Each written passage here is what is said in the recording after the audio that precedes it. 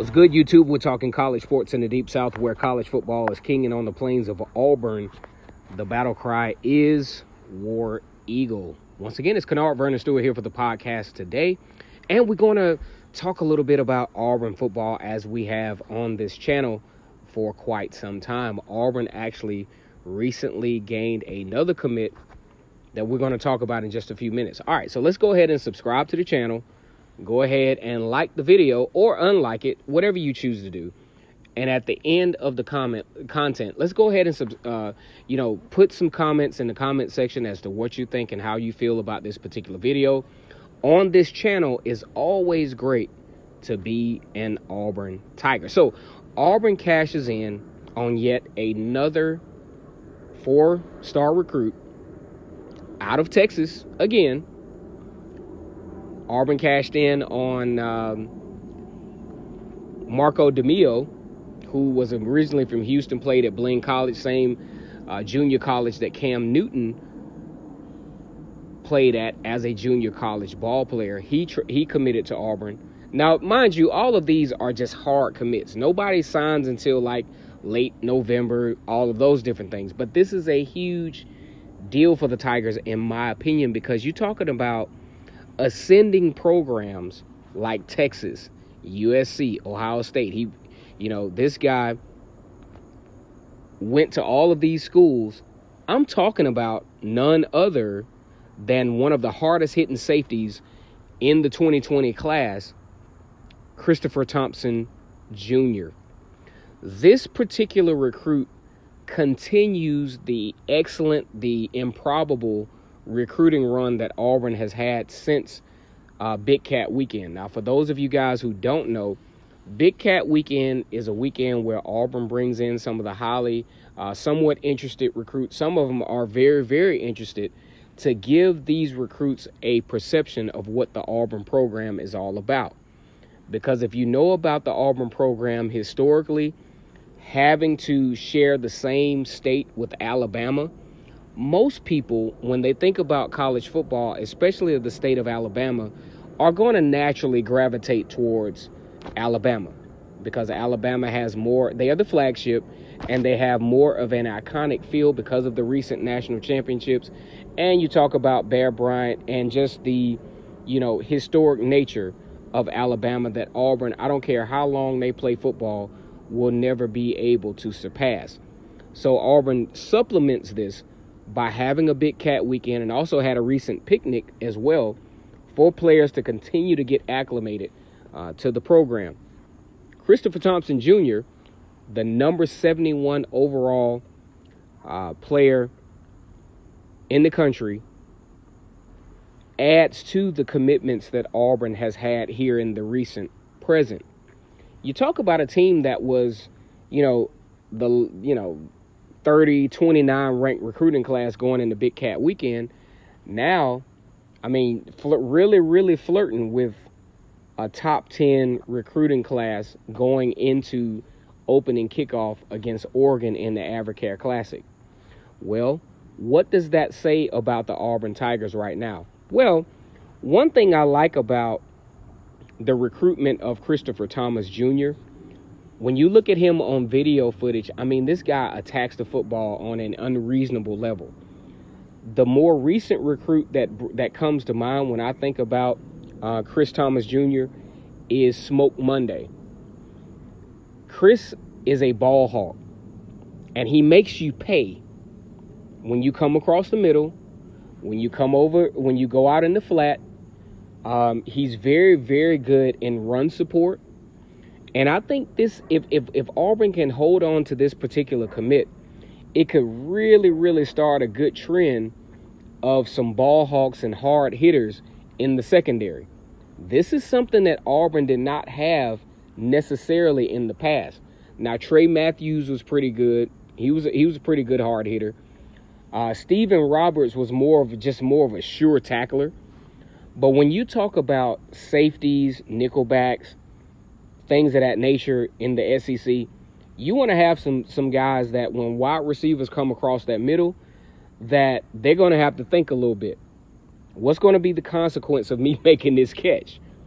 And that's something that Chris Thomas, the main takeaway that I got from him on film is that he makes you think, do I really want to come across this middle?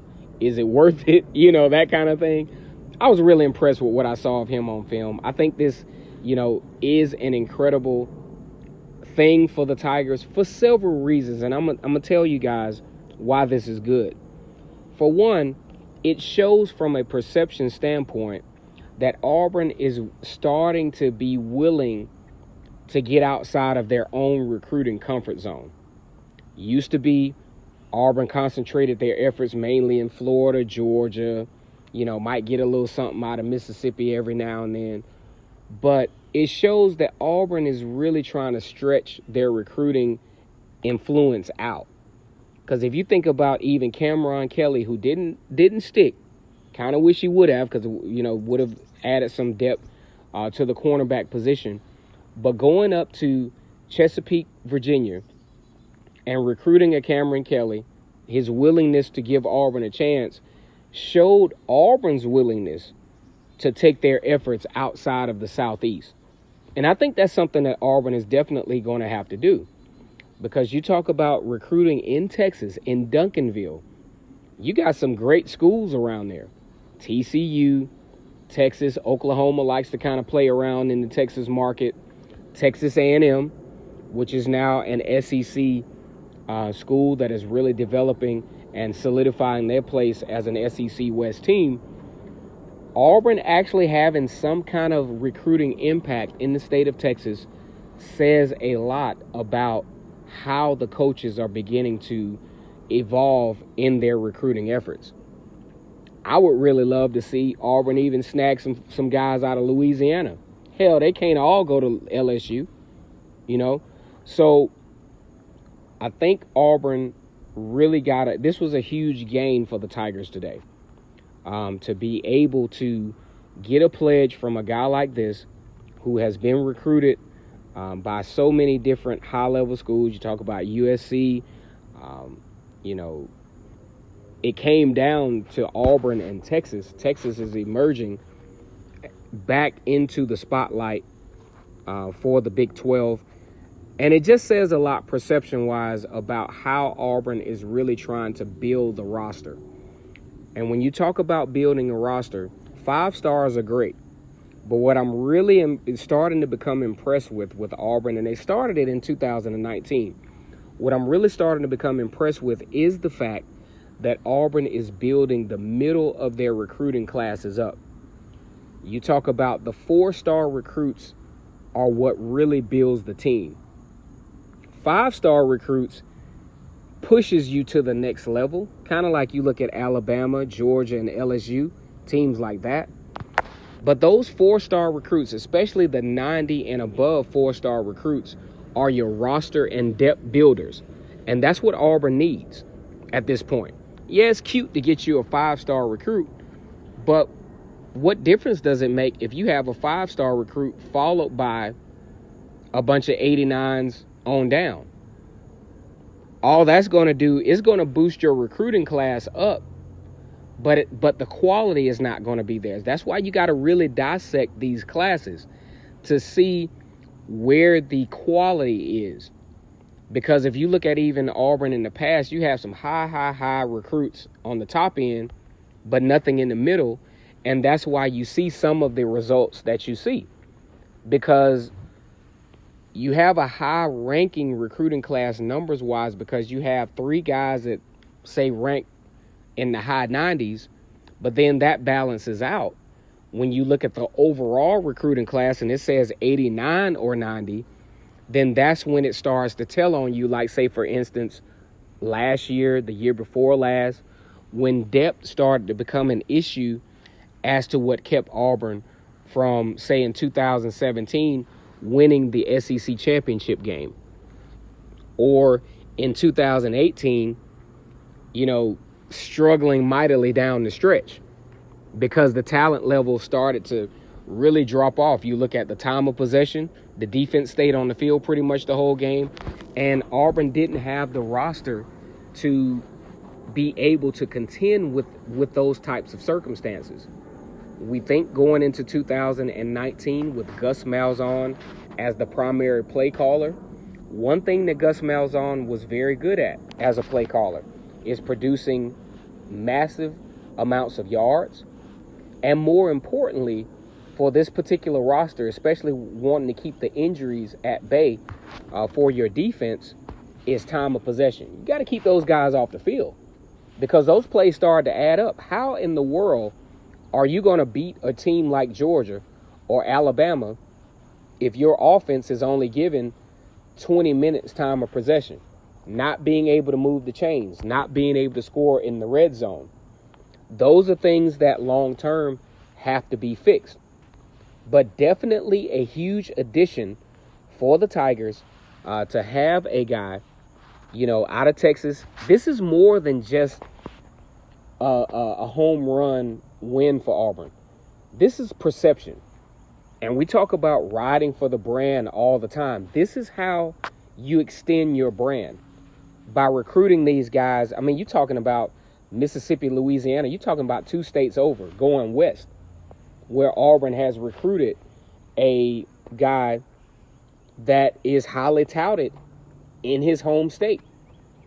Just like this past year, I was absolutely impressed with the fact that Auburn was able to get some high-end 4-star recruits out of the state of Mississippi that considered LSU.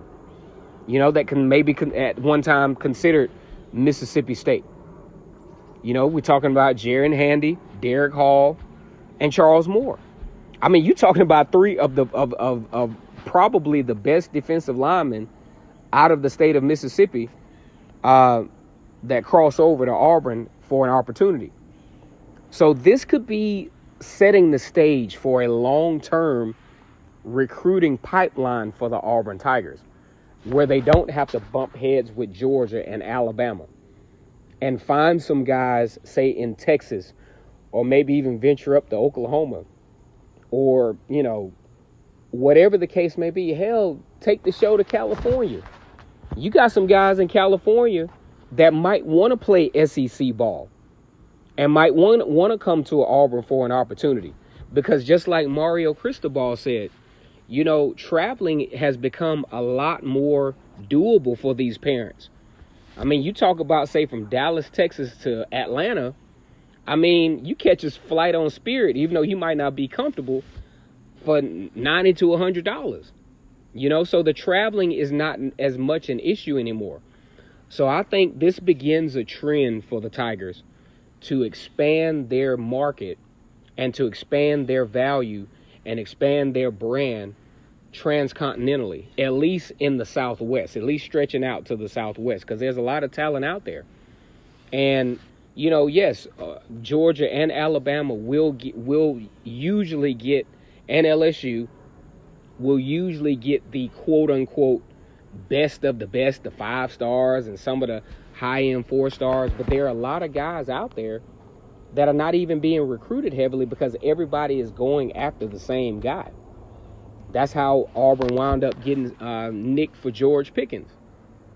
I think if Georgia would have kept or would have been able to retain some of their wide receiver talent, George Pickens would have come to Auburn.